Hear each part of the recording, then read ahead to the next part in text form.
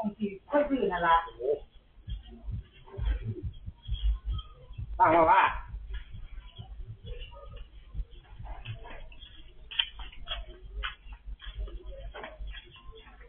อะไรเนี่ยก็เดียวตั้งมา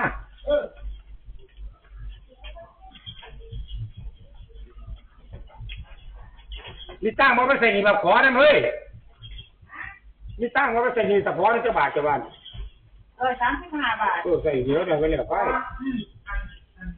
ที่ก็พอเป็นแห่งมันมือมันอีกทีอะไรก็เป็นหรอใช่ไหมนี่แพงได้พอนี่เอาคุมก็เสือพอเอากล้องอะไรมองว่าพอเหรอไม่ตัวมาเจ้าล่ะ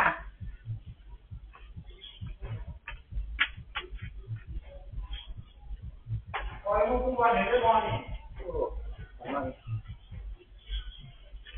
มันก็เป็นแบบนี้มา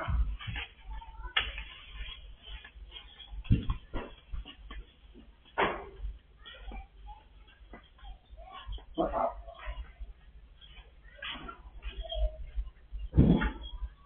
ของเรา135เราผสมไม่ก็คือผสมหวานก็สั่นค่อยซื้อนั่นละอ๋อทอดใส่แตงโมแม่งจะพอหน่อยนึงแตงโมแพงที่แตงโมมีเหรอบอกแตงโมก็กินอยู่สาวมันเบอร์ได้พออันนี้สนีบุญ